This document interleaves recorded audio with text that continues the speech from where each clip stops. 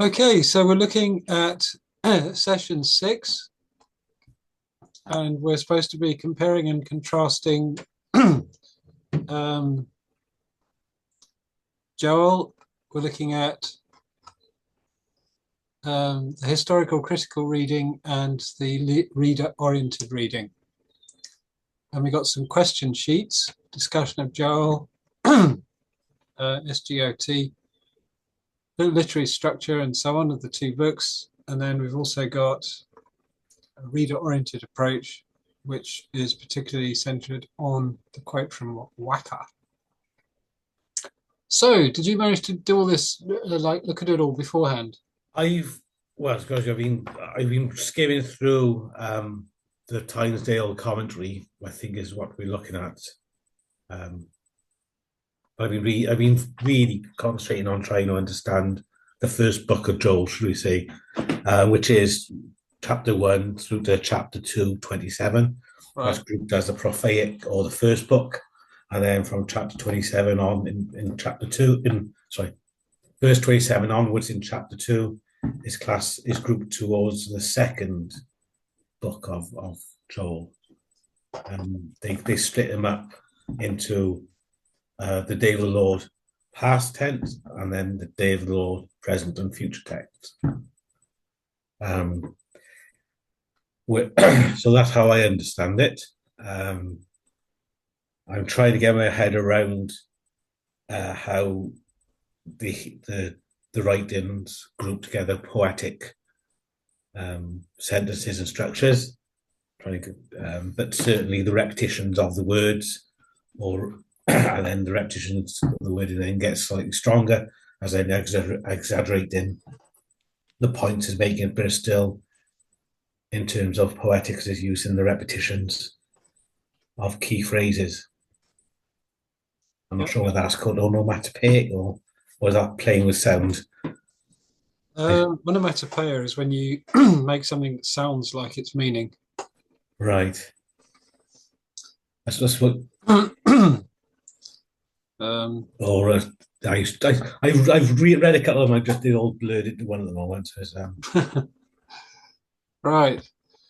So, um, let's go back to uh, web page course. So, this week we'll consider the similarities and occurrences between historical and reader-oriented readings. We'll look on the two chapters by Herjev as an example of historical approach, and a chapter by Waka as an example of reader-oriented reading. Please make sure you're familiar with these texts. Download the two Word files with questions and instructions will help you prepare, and then we'll work through these questions in class. So where would you like to begin then? I've got the L5. So what are the literary structures present in the book of Joel? well, it's poetic, isn't it? That's the style is teaching poetic. Um, and prophetic passage, isn't it? It's all centered around the idea of the day of the Lord, which Yeah. um, which is both the first and second book of Joel. So it's the day of the Lord, and it prays at this future day. So it's talking, future text, isn't it? Present and future text in the second book.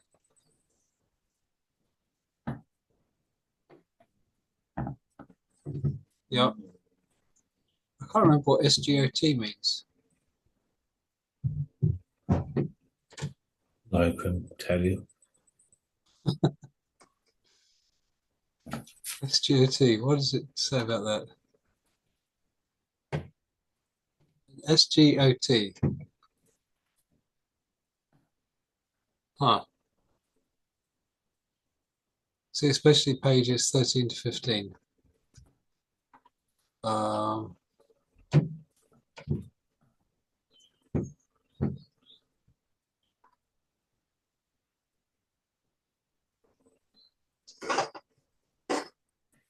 SGOT. What what I find interesting, I meant to say that on the same. Chapter two, chapter two, verse. Oh, it must be the main one. This thing because he talked about the page numbers and these are roughly the things. So it talks about the structures, Yeah, Joel. So he wants to know. Especially pages 13 to 15. So if you look at pages 13 to 15, do you want me to show them on screen? yes, please. Okay.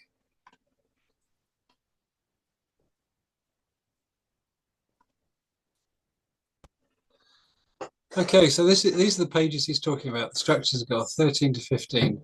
Right. So the prophecy of Joel begins with a call to lament because of devastating natural disasters. Yes, I think I've read that. Yes. The macro structure, so I think it's two building blocks, one to 227, then 228. Others prefer to see the break coming at 217, not 227. This is because scholars use different criteria to delineate the text's structure.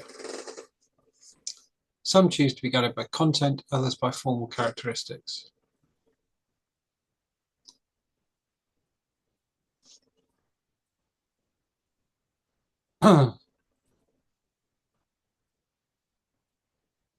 What's that word? Thematically. Thematically, however, things are different. Okay. Okay, so 1 to 27 deals with fertility, agriculture, natural disasters, and economic. Chapter 3 focuses on Israel and the nations, has more apocalyptic feel. The question is this really a contrast?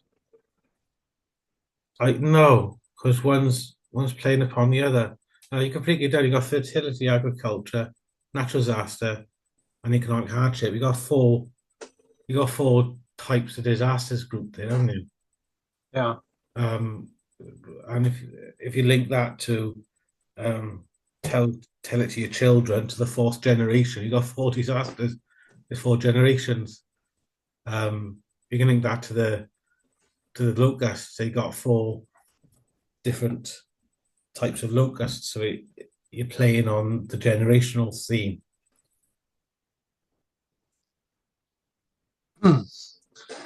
So it talks about the first one is a human divine dialogue, Yeah. and the second one is the compilation of images of Day of the Lord. So if you accept those delineations, do you think they can be both true at the same time, or do you think one excludes the other? Or do you prefer one to the other? Well, no, one can't exclude the other, can it? And one they can complement each other. Well, depends on how you view life, isn't it? But for you, then it's not an either or, but it's more of a both and. Yeah. Yeah. Okay. Because God, if you go the omnis of God, He's all forever, all knowing, all present, ever. So God is a locust, or God is He's the deity of this world. So what happens is His will, isn't it? To a certain extent. So it's the will of the Lord, the righteousness, should I call, of God. Yeah. I think, yeah. I think that's what I call him. Right, yeah, it's the righteous actions of God. Yeah. There we are. So there are two positions on the modern scholarship. A number of materials see the second half as a later addition. The first half is a coherent literary work with its own structure, logic, and theme.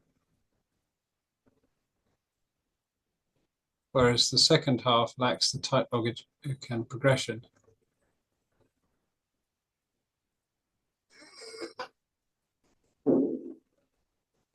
But it says the majority of modern interpreters, however, see the book as a unified literary work, which cannot be understood properly unless its constituent parts are read together. Yeah. So what works for you? Do you think that it was a collated text, made from different times and people and writers, or do you think it's a unified text which is meant to be read together and therefore refers to itself? I read it as meant to be read together, because you can read it as a non-secular person and see the catastrophe that it would have, or you could read it through the eyes of the faith and interpret the two texts together. So you can read it, about the locust as being a natural disaster, nothing more, nothing less, but it's still a disaster. Or we can read it through the lens of Yeah. God. So thinking about the questions then, if we're just looking at the structure, it talks about structure one.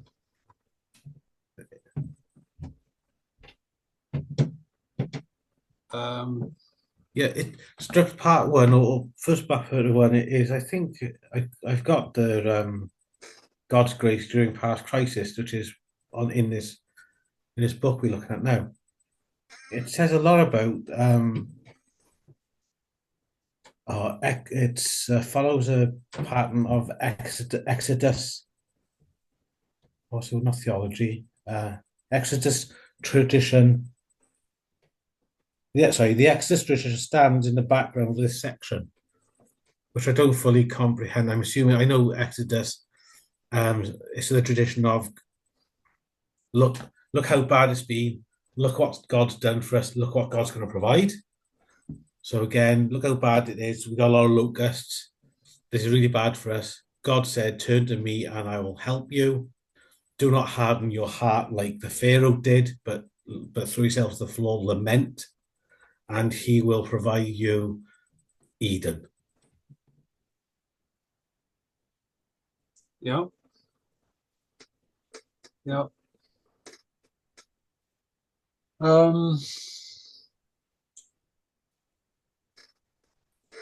So there, I mean, that's just a kind of writing it in. So why are there different structures? What criteria are used to arrive at each of them?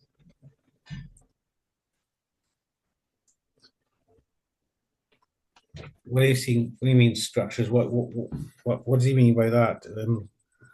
He's talking about the two different structures, the 1 to 217 and then the 218 to 321. We could look at it as 1 to 27. So what it's talking about then is contrasting the divine dialogue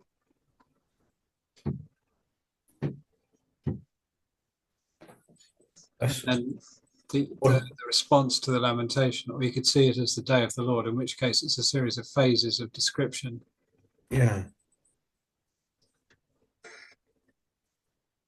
What was it saying? Because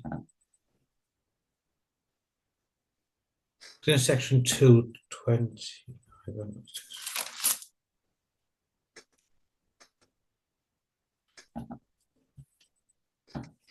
So I mean, basically it's asking, do you see it more as this dialogue? Is that a proper way to read it, or do you think that one should think of it all being about the day of the Lord, and it's just a series of meditations or a developing series of ideas about that theme? if one is if the first half is written as past tense and the second half is written in present and future, then it is progressive idea, isn't it? It's linking the two together because it's telling about the day of the Lord. The day of the Lord is what the story is, whether it's past day of the Lord, present day of the Lord, or future day of the Lord. I mean, I suppose part of what he wants is, I mean, Charlie would want you to look at the description he's given in his book and be able to fill in this box on the answer sheet. But I think what he'd also want you to do is read it for yourself and ask yourself, well, how do you read it then? How do you see the literary structure of this? And and therefore, in the light of the literary structure of it, what do you think is the purpose of it? What is the theme of this book? Oh, that's too deep for me. um,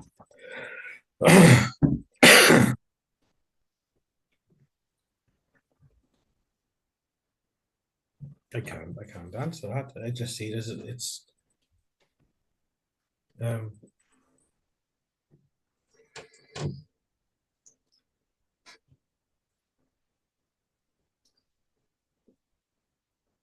I mean, how have you read it so far? What's persuasive to you about the meaning of this or the the way that this is meant to be understood? Well, again, the key one is an introduction. I read that and I like that. That's a it's very interesting how he grouped it. It's telling you to tell your children's children. So that is, to me, I am the children's children. I am that generation to come. I find that very interesting.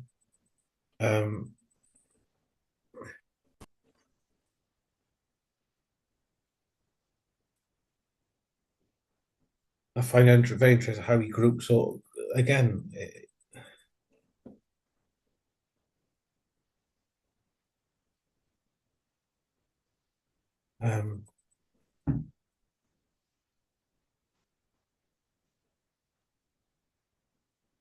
it is colourful language, and you got to read it as metaphors or metaphoric speaking, and use the vivid imagery of what it's trying to tell you. So it does try and help you paint a picture of the environment or the severity of the plague. And then again, if you look in chapter 2, there's a lot of imagery, but this is more a prophetic language, where it's calling on imagery of God's presence and his actual judgment on us.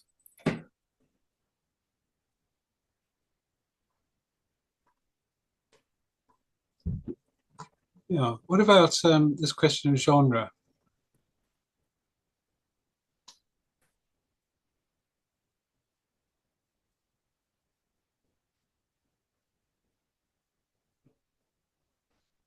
Well, didactic is teaching, isn't it? That's what it means. It's a teaching book. Yeah. So then so it's designed to teach you a lesson. So the lesson is about the judgment of God, and turning to God opposed to turning away from God is a better idea. Turning to God is a better idea. And if he's using the Exodus idea as saying, well, Pharaoh didn't, look what happened to him, but we should, that's kind of telling you something there rather strongly, isn't it?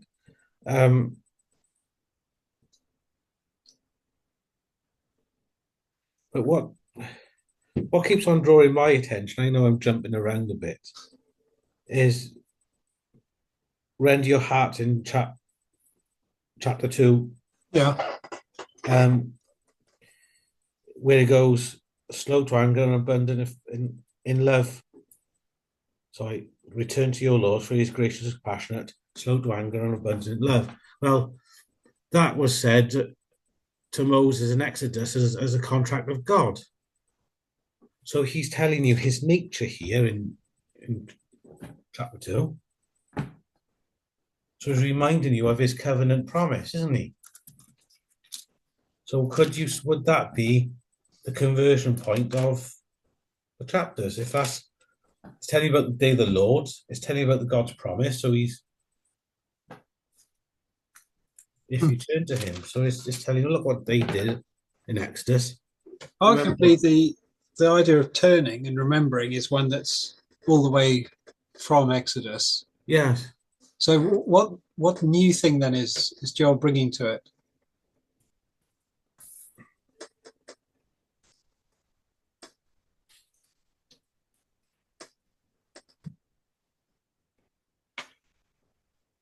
But I suppose in Exodus it was a foreign the Egyptians who were oppressing his people. But in this is his people he's judging, isn't it? Yep.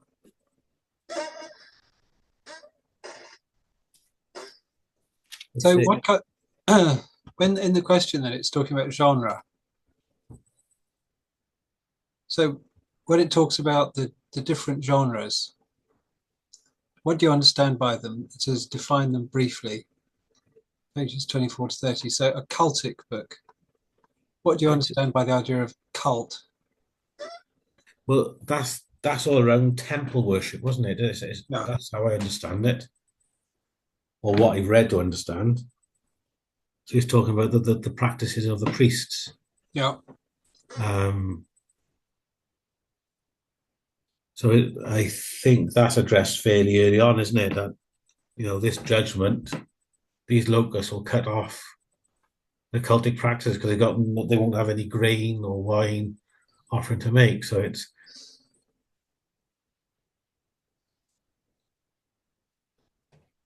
So do you view this then as a primarily a cultic book, a book about cult, about practice in that context, or do you think it's something else? Do you think it, and how relevant is it, do you think, to the message of the book?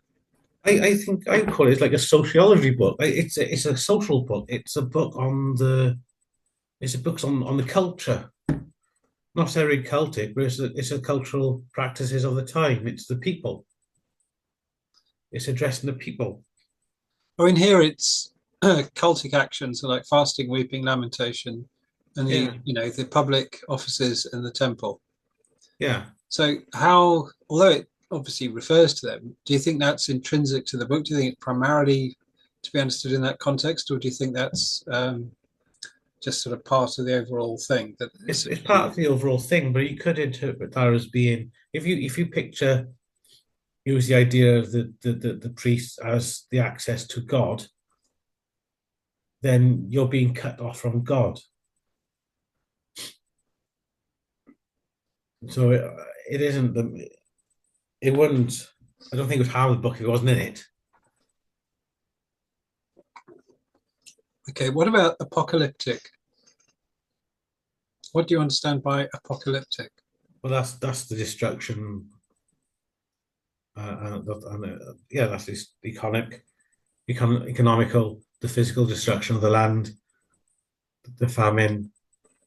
Well, apocalypsis. I mean, the word for the last book of the Bible is Revelation. Yes, Well, apocalypsis means roughly the word revelation, the unveiling.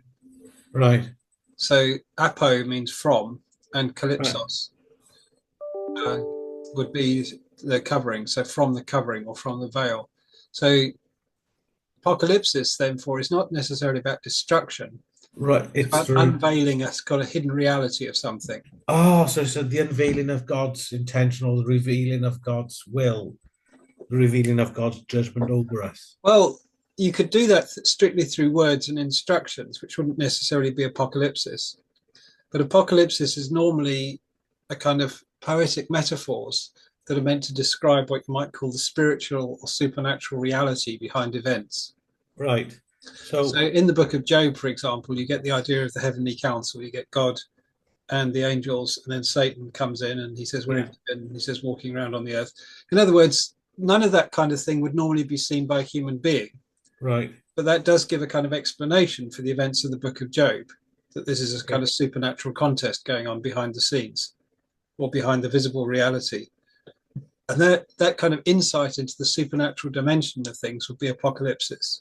Right. Okay. So if you think about this, then how So, important to this book is the idea of apocalypsis, the idea of a kind of unveiling of the spiritual reality behind physical things? well, if you say that, then it is progressive. So if you start with the army of locusts in chapter two, that's more of apocalyptic in its nature of describing. 'Cause it then adds, sorry, Well, where it that says, that to my mind is one of the ambiguities of the thing, in that you're never quite sure if it's talking about simply insects or if it's that's making right, a comparison between an army of human beings and insects, but or if there's an army of human beings and an invasion of yeah, insects, or there's a, what. You know, the it, darkness and gloom. Well, that's where I see it as the revealing. yeah, well, that certainly does lean in that direction. Yes, and then verse three, before them fire devours, behind them flame blazes, and before them, I mean, that's certainly again apocalyptic in its description because it's leading you again relating to Eden. Eden is of Adam and Eve, where you walk with God, you're one with God. That's my Eden. My understanding of Eden is in Genesis Eden. So that there is apocalyptic. It is telling you something about the revealing of God and then the intention of God to bring you back to Eden. Yeah.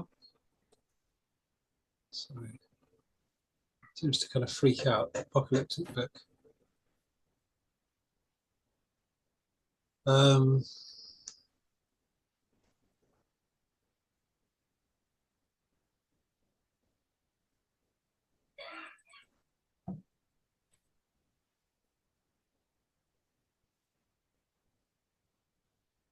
so a learned prophecy is another thing. So a striking feature of Joel is the vast number of verbal and thematic connections with other parts of the Hebrew Bible. For a list of 14 widely agreed cases of literary citations, see Williamson. There are several textual complexes that seem to be particularly important to the authors of the book. So you got the locust infestation, like Exodus. You got the incomparability of the disaster, like Exodus. The exhortation, Exodus. Yeah. Recognition, Exodus. And then you've got Isaiah in there. Isaiah 13, Isaiah.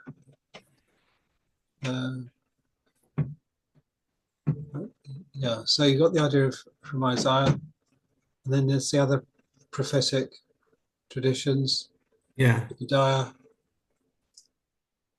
Ezekiel, the fountain from the temple, pouring out of the Spirit in Zechariah.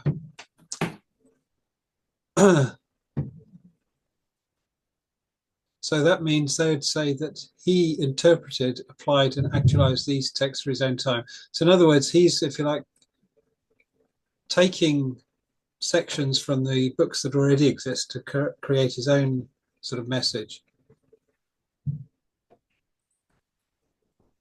Okay. Do you think that? Do you buy that? Right. So yeah. So he's writing his own understanding of those books or interpreting.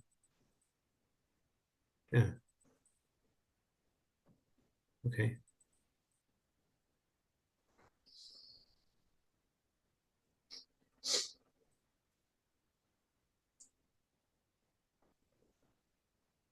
So you got eschatological. Oh, sorry, eschatological apocalyptic day. Oh, that's a mouthful enough, isn't it?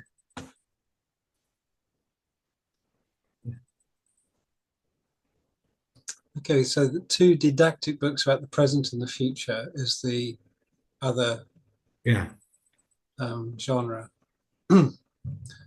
So whether it is a literary composition which consistently interprets earlier texts or a work using the oral traditions, its didactic intention is unmistakable.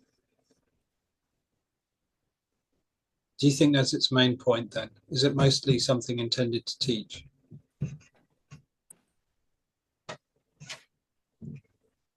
Well, yes, it's a yes, it's a teaching book. The Bible itself is a teaching book, isn't it? Well, it contains teaching, certainly, but it contains exhortation and it contains encouragement, and Well, yeah. If you lack encouragement, if you lack the will, then encouragement teaches you to be. But if you take the analogy of the manna, there's the analogy of food with the Bible. Yeah.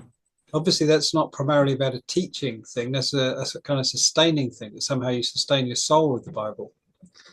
So that would suggest then there's a dimension to the Bible which isn't about teaching, but about this kind of soul food. Right. So yeah, I think perhaps I need further studies to. Well, I'm still learning, so I see that everything. So the message then is it exhorts its audience to have an attitude of quiet trust and orient its expectations towards the time when Yahweh will repeat on a universal scale his mighty acts of judgment and salvation. Yes, I agree with that. Yeah. I wholeheartedly agree with that. It is teaching you or telling you about God and you know. So there's just to recap then, you've got the idea of the cultus, Yes. the idea of the temple, the liturgy, the public um, acts of worship and devotion and things. Um,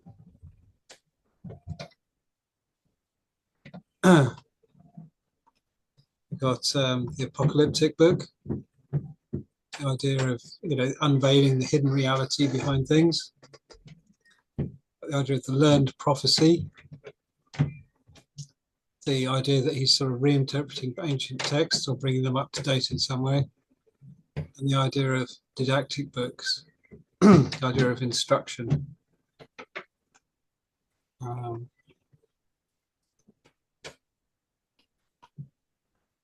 so it talks about the context and message of the two didactic books. Why historical reading suggests that Joel consists of two didactic books? Where are those books to be found, especially 16 to 17 conclusion, reading Joel as a composite unity? So if you find that,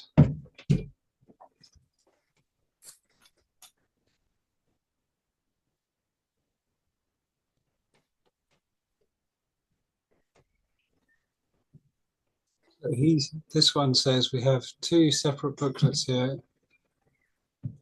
They cannot be regarded as forming an organic unity. Do you think that's putting it too strong? Do you think there's no natural affiliation between the two sections of Joel? No, I don't. I don't really. Um,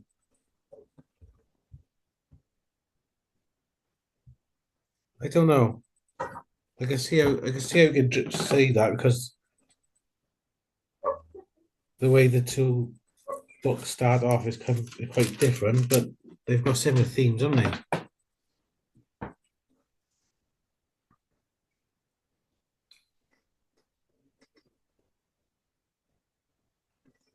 So on the one hand, we can adopt a final form approach and deal with the text as we now have it. The cue from the work of the redactors responsible for the final stages results in a more eschatologically oriented readings. On the other hand, we could ignore the final editorial stages and focus entirely on the earlier version of Joel, which can still be perceived in 1 to 227, with here and now and military or natural disasters. The main point is the redactional history of the text gives readers different options. So what is your response then to what it calls the redactional history of the text? And by redaction, it means the history of its being edited or collated or composed out of existing parts gathered from somewhere else. And for one thing, do you think it was written as a unified piece, or do you think it was compiled from a series of different things? From what I've read, understand it was possibly written at two separate time periods. Do you think then, if it's written at two time periods, do you think it's the same author who's simply developing his thought, or do you think it's two different ideas? It's highly possible that it's the same author with same author writing, possibly around or after certain key events in the history of Israel. But also then, yeah, that's what it's yes, I think it's possible that it's the same author writing both. So you don't think then it's a different author writing at a different time in history, and that a third party has taken two different things and put them together? Again, I'd have from the English translation, I can only argue that point, but if you look in a native in its original language, it might be more apparent. But I think it's possible that it's possibly the same author, and again, written at two stages in his life. The second one is more developed spiritually, more focused on. Would you reject the idea that it's different authors then being collected by a third party? Well, you can't rule that out either, can you? It's because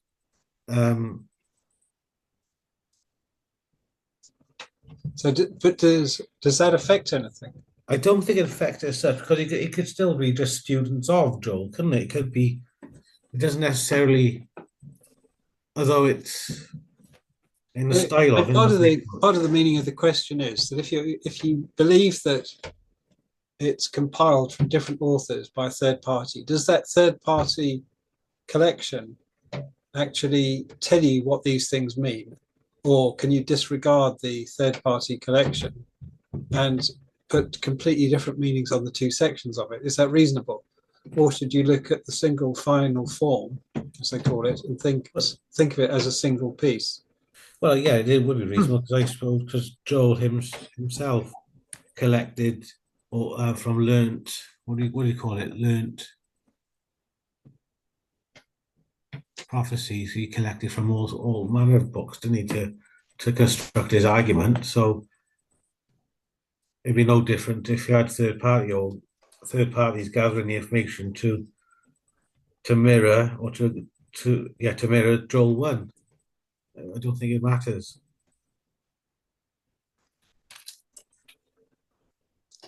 So, what are the possible contexts of the two didactic books, especially 29 to 30?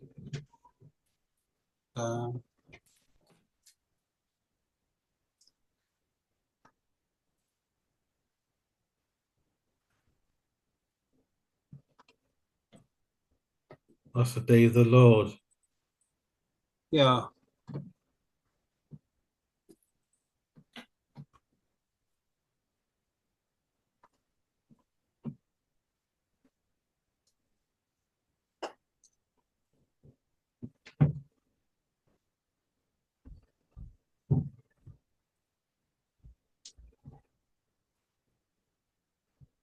So it talks about two different didactic texts simultaneously. One focuses heavily on the cult and may have its original provenance there, teaches the worshipping community how to respond to cultic means to various crises.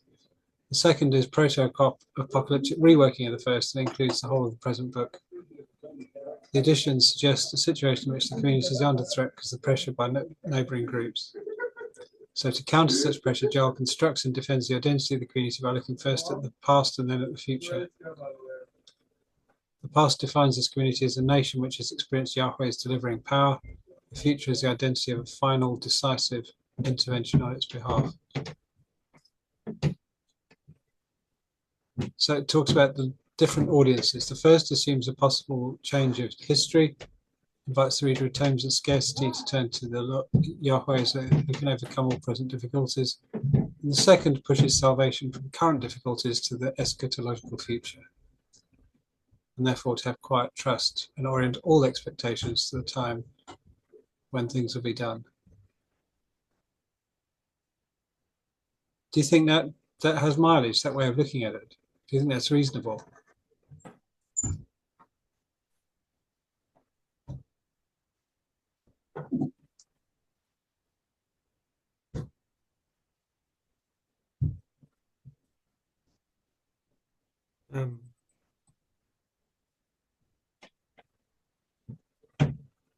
What do you think? It's certainly, I'm not sure. It's certainly thrown a different view on the book. I was reading it not differently, but I was focusing on the wrong aspect, wrong interpretation.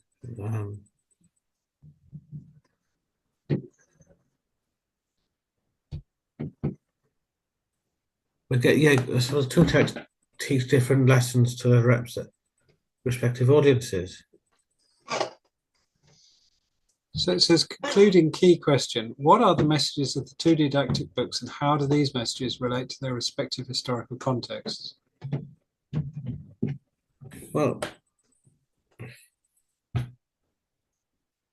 it is right. I would try and just solve the context. You've got to think of a time frame on when it was written at the same time, don't you? Because I think which because the lack of historical anchors is very difficult to do. Yeah. Now, if you see when what's the two books? I can't remember the two books. They were allowed to return to Jerusalem and build a temple. Ezra and Nehemiah. What's that? Ezra and Nehemiah. Yes. Now, if you frame Joel around their return, then you could argue that the rebuilding of the temple, um, or the temple's been rebuilt as the first chapter, where you got the God's promise, you got the idea of, and then the second chapter is post being built, and like, Well, the first chapter seems to presuppose the temple. yeah, So that would either mean that it's harking back to when the temple existed, because of course at the time of Ezra, the temple didn't exist. That's what they were making. yes, Or it could be responding to the present, in which case Joel was written while the temple was being used. yes. And then the audience itself, because you'd have it's Jerusalem as a mixture of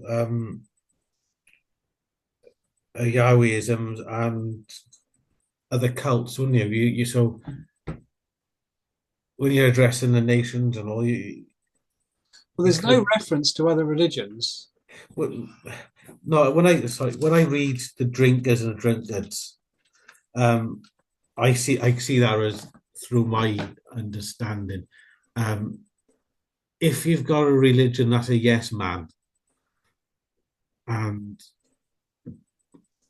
doesn't condemn or doesn't interpret the God's judgment, and allows certain rituals and practice to carry on.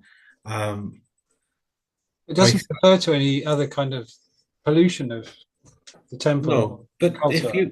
if you're trying to establish your kingdom, your church in a non-Christian um, area, first of all, you'd have to set up your boundaries, your rules. This is where I'm coming from. So you'd have to set up your ideology for people to understand, wouldn't you? Yeah, that's all already assumed in this, though. Yes, because he's taught he's quoted from learned prophecies, isn't he? He's from learned books.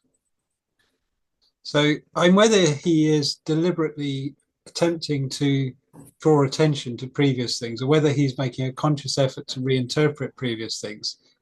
It's definitely within the context of those other things. Yeah, You might say he's presupposing, at the very least, the existence of the other things.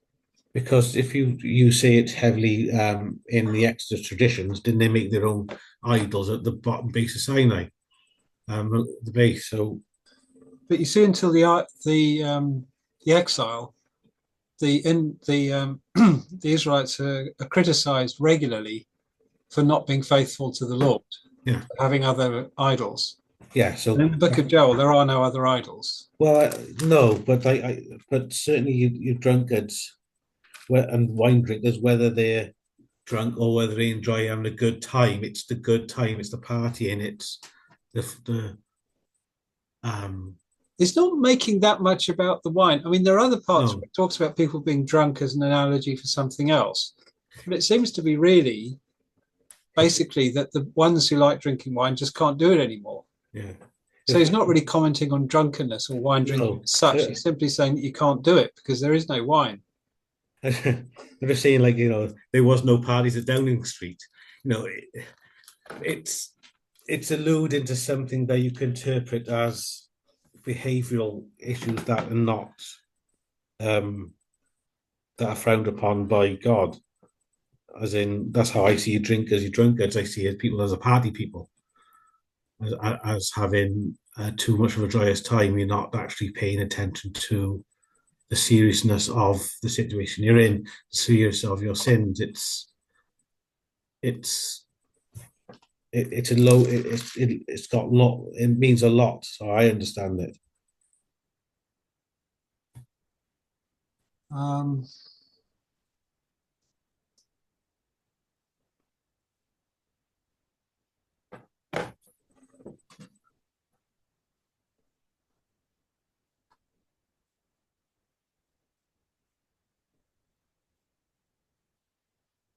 Awake, you drunkards, and weep, wail, you drinkers of wine, because the sweet wine is cut off from your mouth. And that's the only thing. It's not really commenting much about behavior in general. Well, it alludes to you the words of drunkards and drinkards. Drunkards and drinkards, in my mind, are people who enjoy partying and celebrating too much and not turning up for church on Sunday morning. Yeah, well, It- I wouldn't read too much in that because wine is simply part of life. You know, that whole idea of the staples of life, you know, the necessities of life in the Old right, Testament are basically bread and olive oil and wine. And though that kind of threefold motif that you have bread, like in Psalm 104, it says bread to strengthen a man's heart, oil to make his face shine, and wine to make his heart glad. right, So, in other words, the three of them form a kind of trio that is the symbolic of prosperity and satisfaction and completeness. right. Okay. So, you know, And I this whole suppose thing that's is why it's about famine. attached. So it's saying there is no wine. Yeah, It also talks about this fig tree. You know, the locusts have stripped off the bark and thrown it down. And then it says the grain offering and drink offering. So there's a shortage of grain and a shortage yeah, of drink. The priests are mourn, the fields are destroyed, the ground mourns, the ground's destroyed, the wine dries up, the oil languishes. In other words, the trio there, the grain, the wine, the oil, the symbolic of completeness and satisfaction and fullness, is being right. undermined. And all three of them are being, um, being denied. And then it says, Well, so that's is the right. soil, the vine dressers, the wheat and the barley, the harvest has perished, the vine, the figs, the pomegranates, the palms, the apples, everything is scarce. So I think against all that, and because Yeah, there's nothing much else about people's behavior, he's not talking, for example, about luxury or about feasting or about the wages of the poor or anything like that. He's just talking about drinking wine in the context of the provision of wine. right. Okay, So I think you'd have to be cautious about reading too much into that. right. I mean, it's true that wine typically is a symbol of joy. Yeah, Then there's a contrast there. It says consecrated fast, called a solemn assembly. So obviously there's a contrast there in that, and then that's made more obvious. Is the food not cut off before our eyes? Joy and gladness from the house of our God. Now there's food is cut off, joy and gladness are also cut off. And wine is symbolic of gladness. So I think that's the kind of tilt of the whole thing. right. And this threefold mention again, like I say, because that's learnt the wine, the bread, and the grain. Put them in that context, the reader would also understand that meaning, wouldn't they? Because Yeah, it's symbolic to that, not symbolic. They would know what he's talking about. yeah. It's a taught, right? So then that's the repetition, or again, or not repetition, but that's okay. Right, okay. I'm yeah, kind of getting there.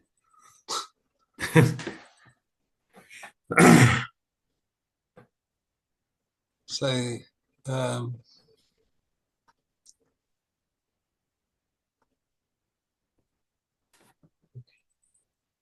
What's the matter? structures of Joel,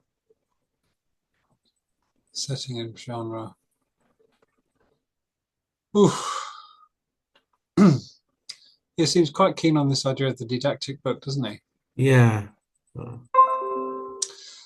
So, what are the messages of the two didactic books, and how do these messages relate to their respective historical contexts? 29 to 30, which is the pages we're looking at. This is 29.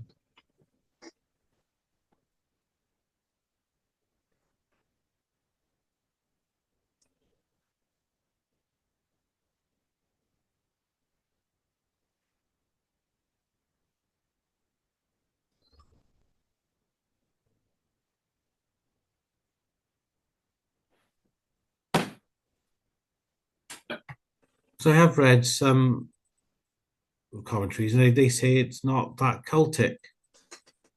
No, Um, so where it says the first one focuses heavily on the Celtic and may have had its original province there, then if another country says not that Celtic, then that contradicts each other, doesn't it? yeah. Well, it does refer to the temple, but the question is, um, is that its primary locus? Is it primarily thinking about the temple and the proprieties of the temple or the functional meaning of the temple?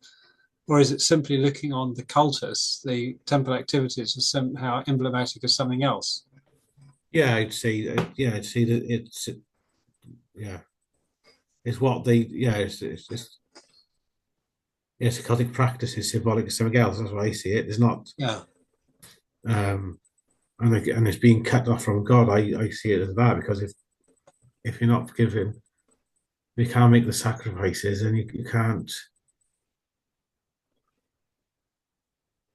So Yeah, if you take the two things, it says that the cultic teaches the worship community how to respond in a cultic way to crisis, and the second is um, the way that people must deal with. First, assumes a possibility of change in history and invites people in scarcity and famine to turn to the Lord, and the second pushes salvation from the current into the future. So the last question is, what are those meanings for now? So do you see a meaning for that now? Do you think that the reader is invited in times of scarcity and famine to turn to the Lord who can overcome present difficulties and bring prosperity? And do you think the text pushes salvation from current difficulties into the eschatological future? The quiet trust and orient all expectation to the time when all will be done. yeah. It's the same. Things will get better, isn't it? Really. Well, the eschatological ones doesn't really put much importance on whether things physically get better or not, because all the emphasis is on the distant future or the ultimate future. Yeah. Whereas the formal one is about the idea that somehow these things will get better, if we have the right attitude to them. Yes. So, what do you think about that? Do you think that's a contemporary message, or do you think that's a misuse of the Book of Joel?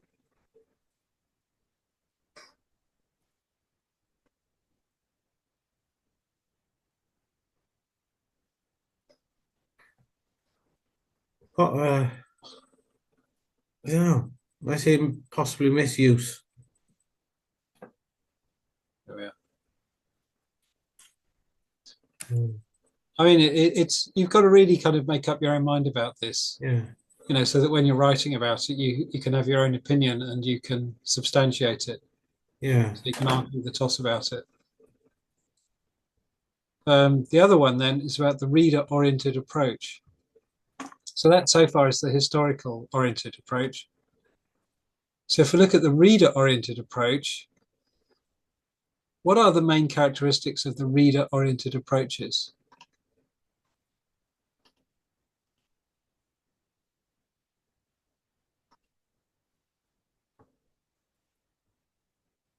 So this is the chapter, Marie-Therese Wacker, Joel, God's Self-Justification. This is the feminist chapter of the book. What's it called? Yeah. Feminist Biblical Yeah. Interpretation.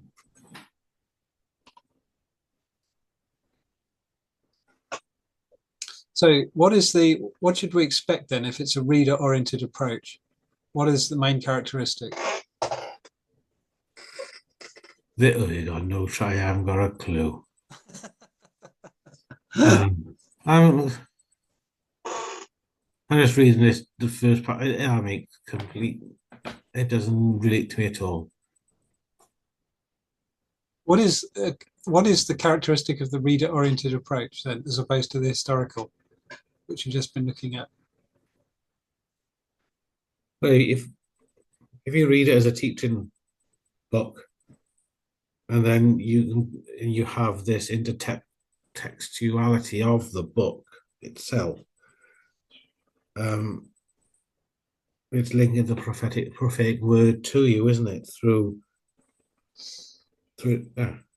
it's the word of God. And I'm reading both Joel 1 and 2 as in past, certainly past text that has been written with with the effect on my present. Right.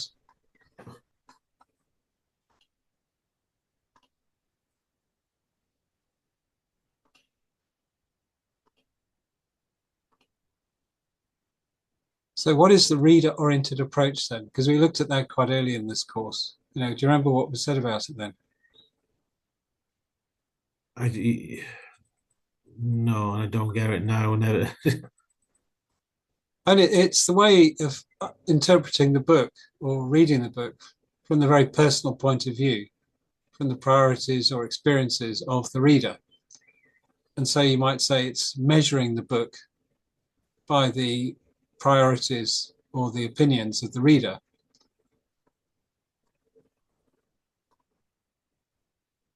So I've got the got the PDF here.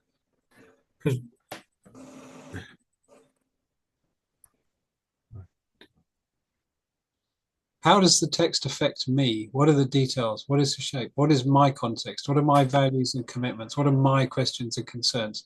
How does the text? What are the assumptions I bring to it? These are the kind of questions that the reader-oriented approach is looking for. I certainly wouldn't come through the feminist ideology.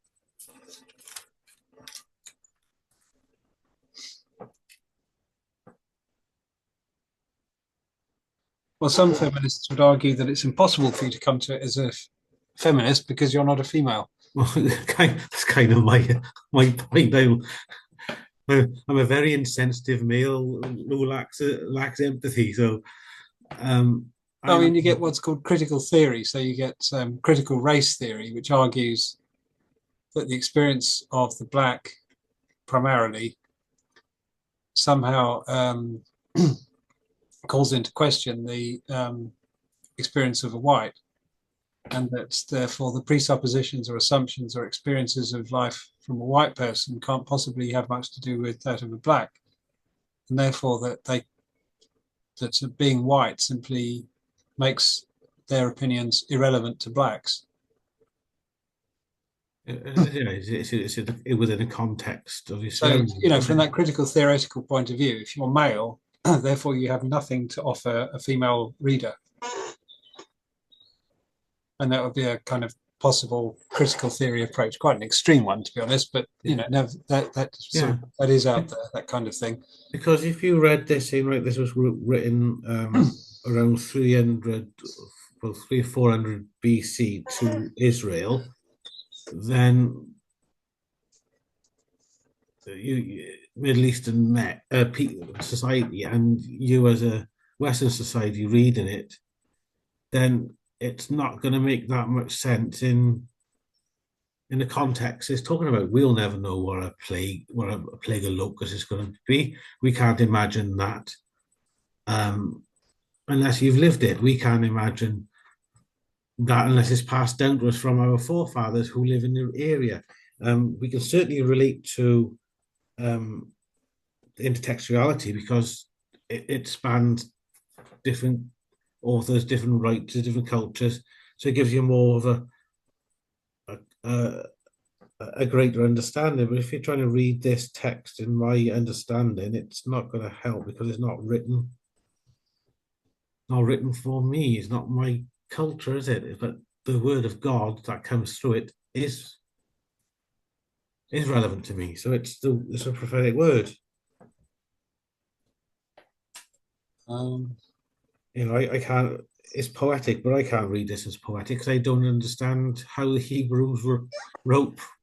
If you think about, poetry. We've already kind of come to the conclusion that there's something poetic about the plague of locusts, that they seem to be confused with the army, that you're not quite clear if there actually are locusts or if it is just a metaphor for this army. Yeah. Or if it's something else entirely.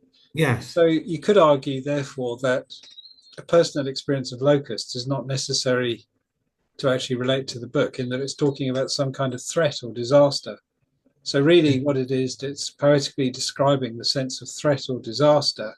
So therefore, from that point of view, you might say anyone's sense of threat or disaster can be brought to bear on the ideas presented in the text.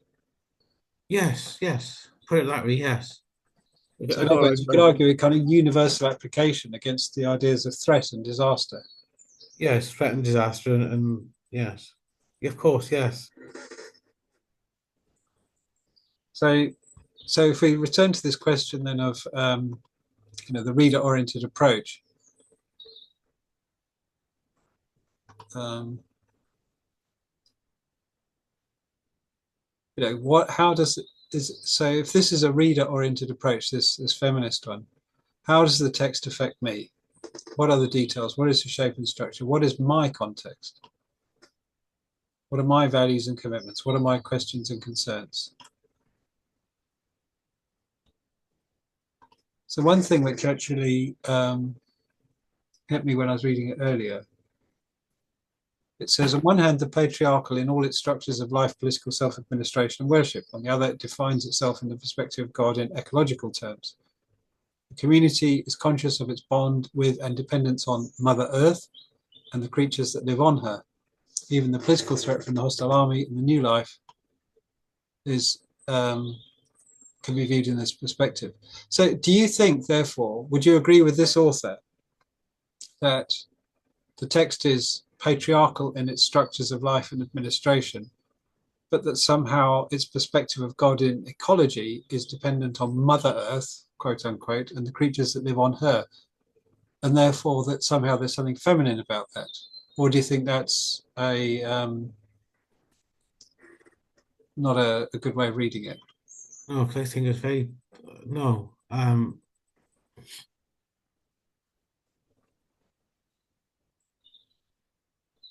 No, I think it's a bad way of doing him and her. I think you're trying to create tension here. I'd do the book straight. No, no. So it goes off and Joel to his saying there. I'm just trying to read now. And do you think it's fair to see Mother Earth and ecology as somehow the feminine set against the patriarchal structures of the society? And bearing in mind, I suppose, in this context, the word patriarchal is almost inevitably a pejorative in some respect. But somehow the word patriarchal is not a compliment. No, because if you're seeing patriarchal as mainly as a male orientated society against a female world, then you're doing men bad, women good. Is that the author's intention? This is what she's saying, or he's saying in his book. That's she. She, well, yeah. I think she's trying to create an idea that the society and structure we got at the moment is not a good one, and we should be more feminine or more Mother Earth. It's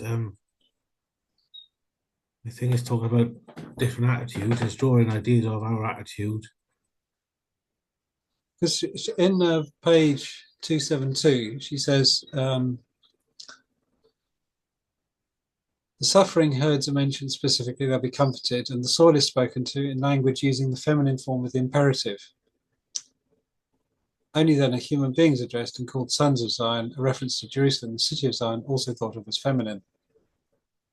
So she is drawing significance from the fact that the soil is spoken to in language using the feminine form. Hang on, let me just see. We also got the Son of God. Is he referring to him in the feminine form as well?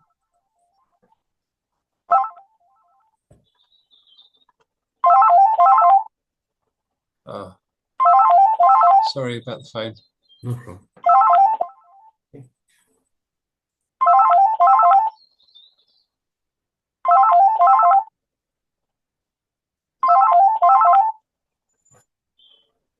This is for Nestle Rectory. Please leave a message after the tone and we'll call you back. Thank you. Yeah, so the word there for land is the ground. Hello, Jeremy, Dad here.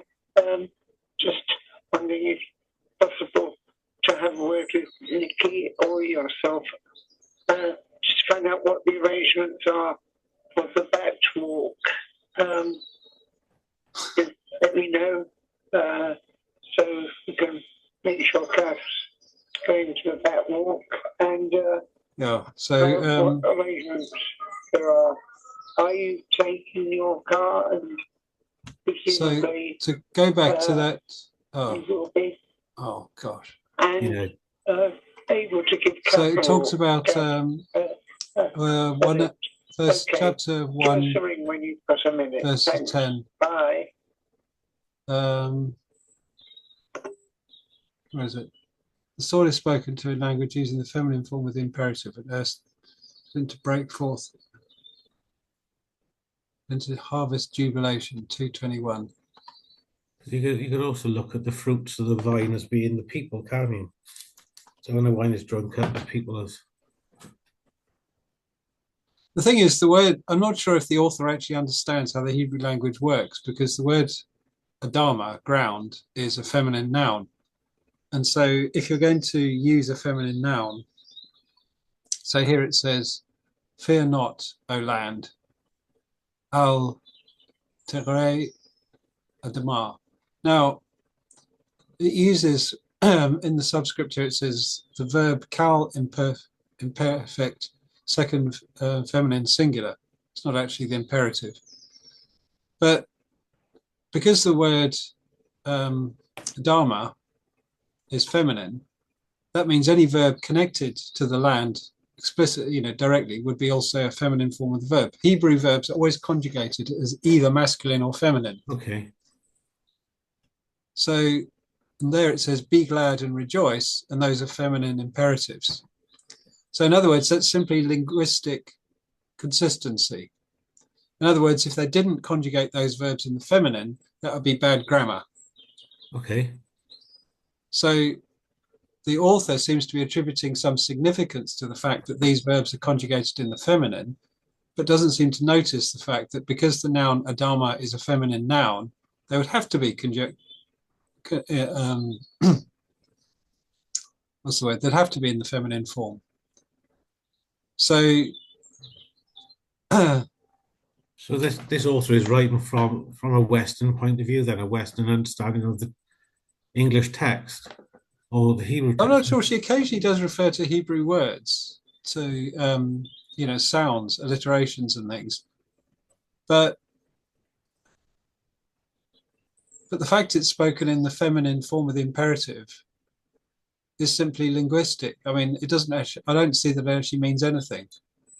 It talks about the human beings called the sons of Zion, which she admits has to be masculine, but then talks to Jerusalem, the city of Zion, which is thought of as feminine. Well, cities are often personified as feminine in Hebrew poetry, but that is actually a personification because sometimes a city might be thought of as a son. So whether the city is thought of as feminine or masculine tends to be thought of in relational terms. So, in Exodus, it talks about Israel as the son. Out of Egypt, I call my son, and the plague on the firstborn. You've denied me my son, therefore I'm going to take away your son.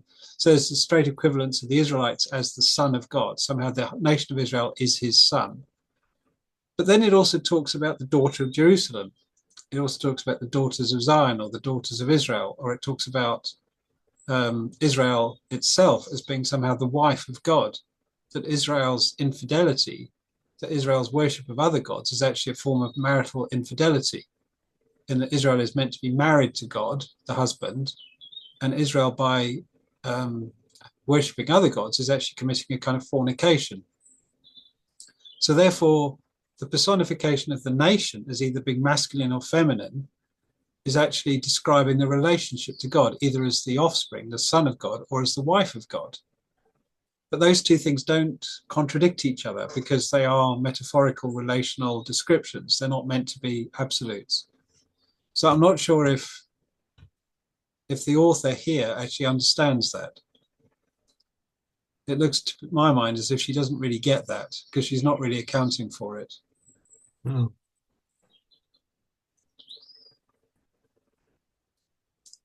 And of course, the word Mother Earth is never used in Hebrew. The idea of Earth as a somehow mother figure is sometimes invoked in Greek. You've got Gaia, the goddess of the earth, and the whole concept of Gaia comes from that kind of Greek idea. But Gaia was a very vague, tenuous kind of goddess in Greek sort of religion. You think of Athene and Aphrodite and Hera and Demeter and Hestia as goddesses. And Gay was a very kind of shadowy kind of one behind all that. So, that's not a kind of certainly not a big thought in Hebrew thought. And when it says the creatures that live on her, well, in Hebrew thinking, to live on the earth, the Eretz or the Adamah, would be simply a feminine noun. So you would say her because you'd have to say either his or hers. You couldn't say its in Hebrew. There's no neuter. So I'm not sure if she really understands that. And there we go.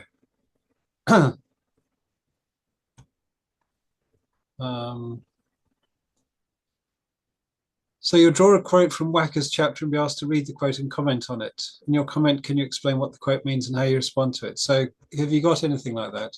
You've got a quote from Wacker.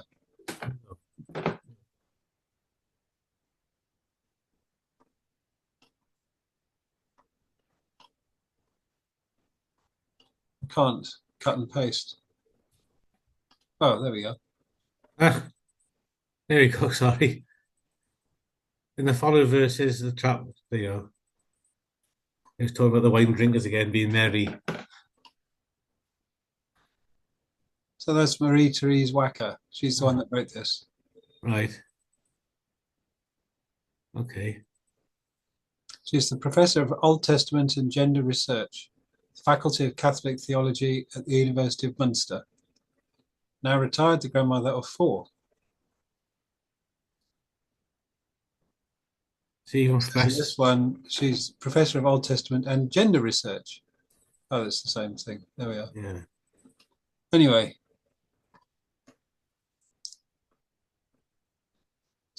So have you thought about anything from this? There is, if you, I'm just looking through it now.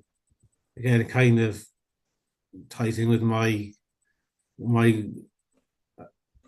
tilt on things. It's on this page, it's on the right-hand page, second chapter in the following verses. We'll go back one.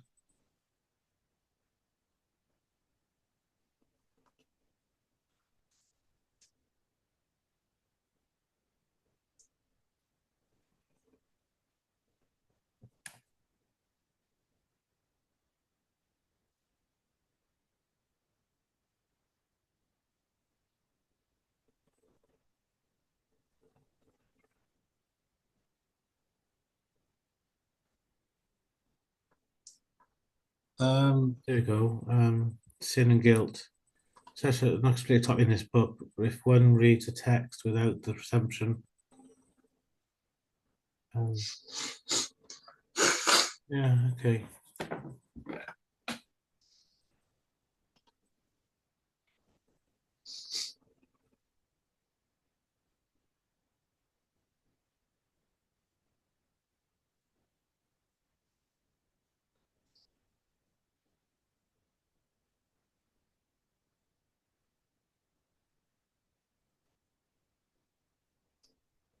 Any ideas? No.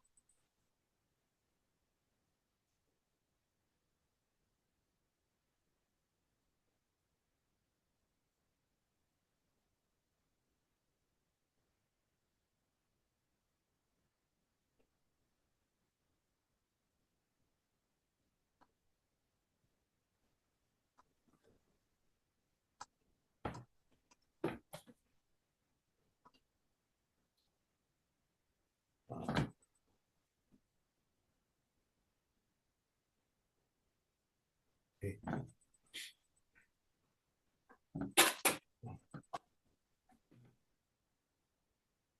I might need to call it a night. I've got my boy looking at me rather not looking too good.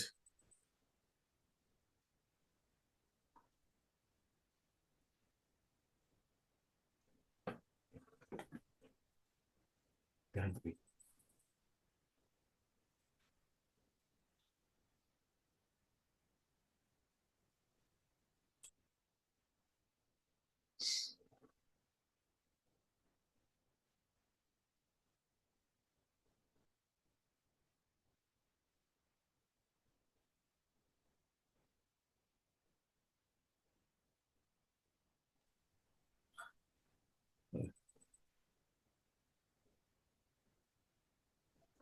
I think I need to call it a night.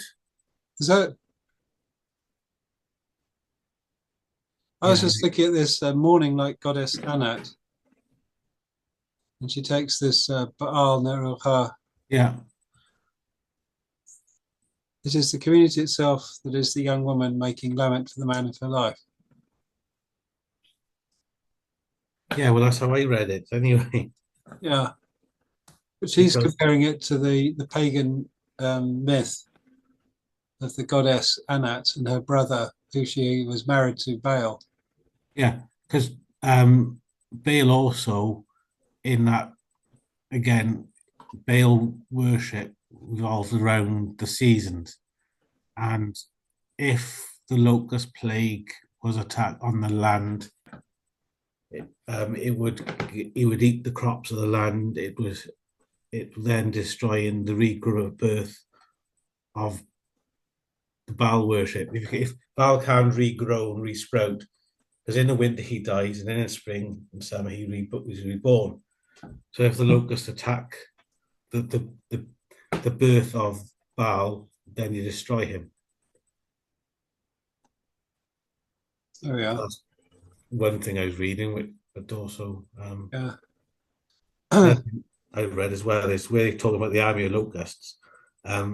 Apparently, if you hear the locusts eating, the munching they make sounds like the noise of the chariot wheels and the horse drawn. So it creates a thundering sound. So it playing on the idea of the invading army on the hilltops as the sound they make when they eat and when they're flying, when they're moving. It's playing on the imagination of a human army and the sound they make when they're marching, and the chariot wheels make on the ground, the horse hooves on the ground. It's all around the imagery of so it's all playing on the sound of the army, the old locusts, when they're talking about the cavalry, the horses, the chariots on the mountaintops. It's a sound the locusts make when they're eating, when they're moving. So it's playing on human experience and godly power at the same time. Here we are. I was thinking more about the idea of Baal as the giver of rain. But if you read some of the old poems, from Ugarit and from the other kingdoms around, some of them are strikingly similar to the Psalms. But what always strikes me about it is that the psalmist has always turned them around in a very definite direction and made them often, seemingly attack the idea of the poems around, from the nations around them. Anyway, if you've got to go, you need to go. Yes, my body needs my attention at the moment. Okay. Well, may the Lord bless you, Neil, and I hope that's a useful conversation for you. Yes, thank you, Father. Good night, and God bless. God bless you then, Neil. Sleep well, and I hope your boy's all right. Thank you. Ta-da then. Bye-bye.